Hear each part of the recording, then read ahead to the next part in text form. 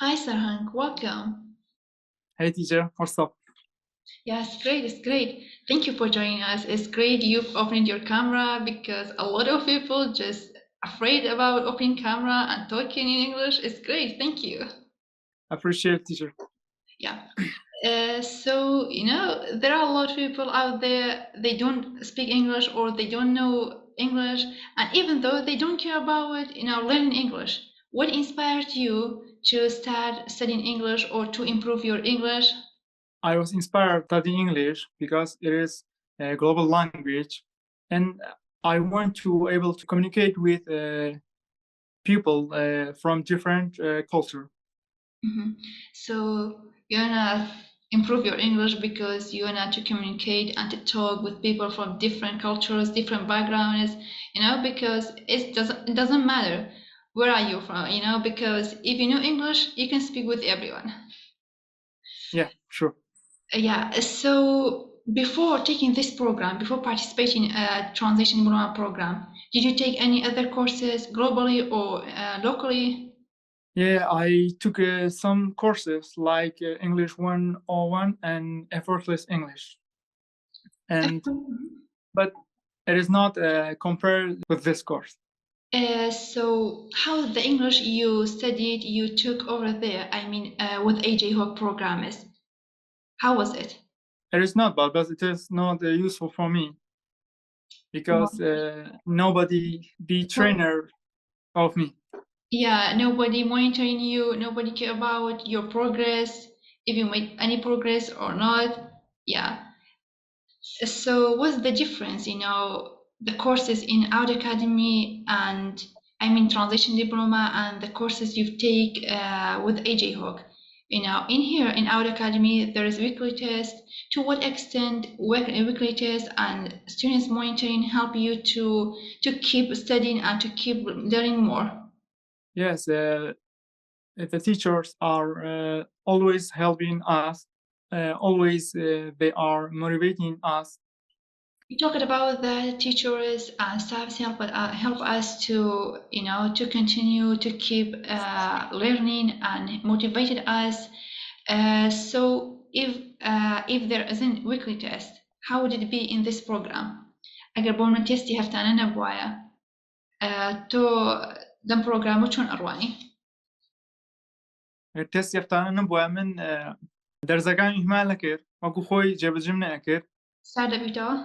شکا ببنی بەڵێ شکا ببنەی هینۆیسا ببنەی تێستی ئەم هەفتەکە ئەکرێ سای ئەم هەفتەیەکەم ئەگە بۆن منە ئەم هەفتە تێست ناگرێ لەوانەیە ئەم هەفتەکەی داهاتوویش هەمی تێکەوت بکەم یعنی تەسەسول ناکەم. واتە لێرە لێپرسینەوەی تەلەبەکان و بەردەوام چاودێریکردن لەوەی کە تەلەبەکان چنێکیان خوێندووە چنێک بەرەو پێشەوە چوون یارمەتی تۆی داوە بۆ ئەوی زیاتر بەردەوام بیت؟ بەڵێ بەڵامسەیە بەدڵنیە. لە ئینجەکە باس ئێوە کرد کە بەشداری جگە لەوەی کۆرسی ناوخۆ پێش ئەم پرۆگرامە بەشداری کۆرسەکانی بۆ من AJ هۆگت کردووە ئەوەی پرۆگرامی وەناوەن لەگەڵ ئاشنی ئەمانە چۆن بوون بۆ تۆ یان ئەو ئینگلیزی لەم پرۆگرامە ئیخوێنی لە دیبلۆمی وەرگێڕان ئیخوێنیت ئەو ئینگلیزی لەگەڵ AJ هۆگ وەرگرت یان لەگەڵ ئەوەی ئاشنی وەرگرت لەچی ئاستێکان؟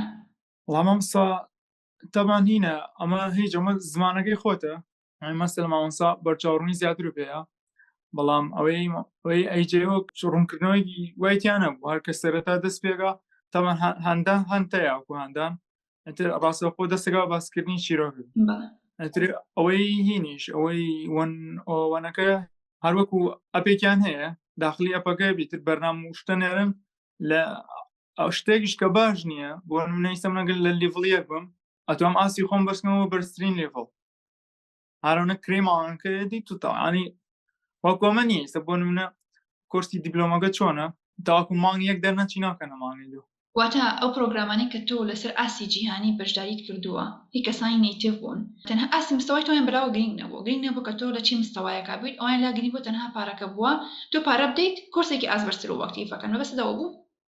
ئارەوەڵا ئانی تێست شتی هیچیانە ینی ئەوە وای لێ کردووی کە تۆ سال بیت و بەردەوام نەبی وازبێنیت لەو پرۆگرامانی بەڵێ ئەی بەراورد بۆ ئینگلیزی کە تۆ لە دیبلۆمی وەرگێڕان فێرە بیت لەگەڵ ئەو ئینگلیزی ئەوانە فەرقێکی هەیە ئایا هی دیبلۆمی وەرگێڕانش لە مستەوای ئەوانە یا چۆنە؟ هی دیبلۆمی وەرگێڕانەکە هەموو شتیانێ چۆنەڵی هەموو شتێک و لە سەرەتاوتر بە لە زمانی خۆتا ئەمجا لەگەڵ کۆمەڵێک هاوڕێیە ڕایەنە نەکەی بەڵام وات چۆنەڵی هەمی تۆمان کراو بوومە تۆمەکراویش هیچ سوودێکی نییە ئەوەی ئەوان هەمی تۆمارکراو بوو ئەوەی ئەوان هەمی تۆمارکراو بوو وانی ڕاستەخۆی نەبوو بەڵێ بەڵێ تر نامەیشم بۆ هی نارێت تەمان ها ئیمێڵ و شتیان هێوانیش وەکووە ئەنی گەتۆ بۆم نە پرسیارێکت بواە پرسیارەکەت بکردایە زوو وەڵامت وەرەگرت یا کاتی پێ ئەچوو ئیمێڵێک ناروتم ئەو شانە کە نازان بە زمانەکەی خۆم چۆن وەڵامەکەیم دەستکەی لە هەنێ وشتیان ناگەم ئەوێ توانی گۆگڵ ترانسلیت بەکارهێنی دوای چەندێک وەڵامیانەیە دوو ڕۆژ وەڵامیانەیە دوو ڕۆژ دواتر واتە ئەمە تۆ بەشداری کۆرسێکت کردو کۆرسێکی جیهانیە ناوبانێکی زۆر باشیشی هەیە لەسەر ئاستی جیهانەوە گەوانە ئەیجێ وەگۆ ئاشلی ئەوانە بەڵام کاتێکیش دوای دوو ڕۆژ وەڵامیان داهێتەوە هێشتا پێیان تویت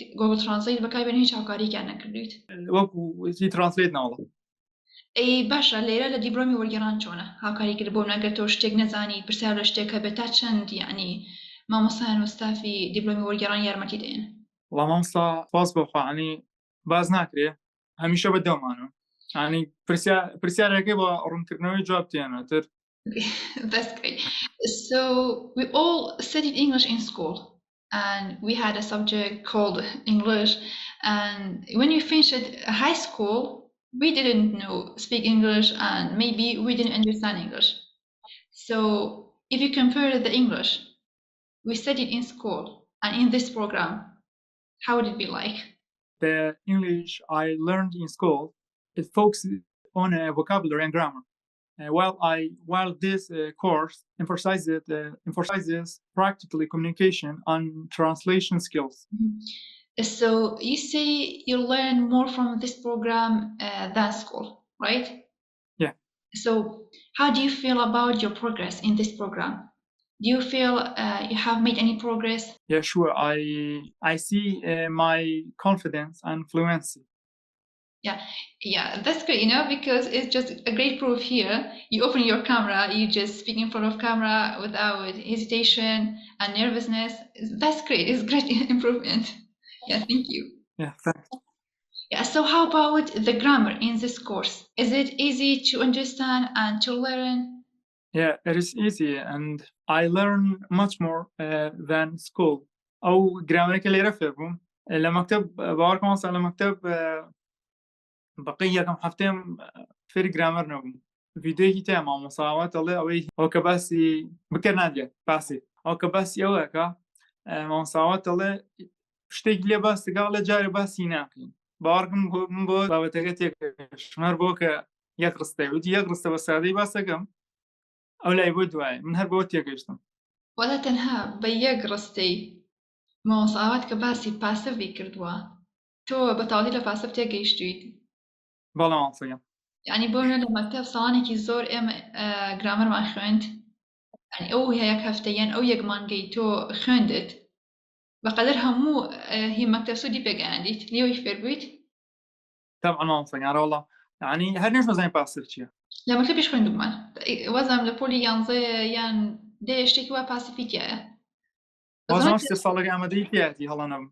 تایەتی بەزەها ڕەنگە بە شێوازێک پێمان وتراوە لەبەرەوەی تێنەگەیشتنی ئێمە ڕاستەخۆ لە بیرمان کردووە بە شێوازێک جاهین جیاوازم پۆلی هەرژوم شتێکی وا بوو نەوە هەمانەی زانی ئاکەیەکەی پێ مامۆستای ئینگلیزیمان وت پەرەگرافێکی پێ خوێنینەوە کەوتە سەرەی من لە خوێندمە نووسرا بوو نەوە مامۆستا وتی ئەوە چۆنە خوێند یەکەم جار بوو وشەیەکی وا بێ وتم کنەوە داوەتی دووبارەی گەڕە وام سەرێکی داوەتم وەڵا زانی سێرەکەم دوایی ناقسی کردەوە بێ ئەوەی بۆ نە بۆش ڕاستکاتەوە ئەتە مامۆستا یان بۆی لە مەکتەبان بۆیە فێرم بکەیت یعنی مامۆستا لێ بۆشی ڕاست نەکردیتەوە ناوەڵڵا بازم هاوڕێکیشم پێویستبوو لێرە لەم پرۆگرامە چۆنە بۆ من ئەگەر هەڵەیە بکەیت چۆن ڕاست دەکرێتەوە بۆ ئەگەر شتێک نەزانی بە ڕاستی نێڵی یان بە باشی نێڵیت چۆنە لێرە طبعا لە پرۆهینە بچیتە شوێنێک و ئاستی جیازی تێ سەرەتایی تایە جار بۆن مەگەر هەڵەیەکی زۆر هینکەیت هەڵەیەکی زۆر زەخکی کەس نەگاڵتە بێکردنێکە شتێک گوێتیانی شەرمیش بکەیت زۆر زۆر بە ئاسایی تا زۆر ئاسایی و هەڵەکەش بۆ ڕاست دەکرێتەوە وەڵێ کە تۆ لەو هەڵە شەوەش تا ئینتر فێر ببیت بەبێ ئەوەی بۆ منە کەسەکە بشکێنێتەوە یاخود بڵێت تۆ بۆ نازانیت یا بەسەر تا تێپەڕێت. طبعا. So is this program time saving for you? How? ئایان پڕۆگرامە یارمەتی داوێت کە تۆ بۆ کاتەکانت بۆ بگەڕێتەوە کاتێکی زۆر بۆ بگرێتەوە بێکا لە کاتێکی کەمە شتانێکی زۆر فێر بیت؟ Yes, of course. The program is time saving because it is focused on translation skills, and which I can apply directly on my work. So the English you learn in this program, you can directly apply at your work, right? Yeah. That's great.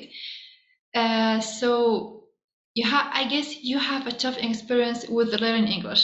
Could you give some advice about learning English for those students if they want to just start learning English?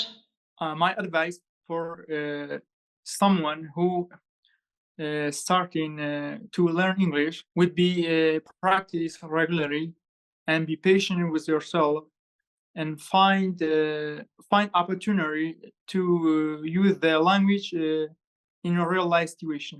Okay, so do you think having a program like translation diploma program help them to learn quickly and fast? Yeah, یارمەتی مەسەڵانەیە یعنی یارمەتی ئاستەکات لە سەرەتاوە ئاستی پێشکەوتوی یعنی گرنگ نییە کەسەکە ئاستی چۆنە هەر چۆنێک بۆن ئاستێکی زۆر سەرەتایی بێ ئاستی بەرز بێت هەر ئیسفادەیەکات دیبلۆمی پڕۆگرام دیبلۆمی وەرگێڕان بەسەدەوەیە ئاوات ئەکادیمی گەورەترین ئەکادیمیای ئۆنلاینی کوردی زۆرترین فێربوون لە کەمترین کاتدا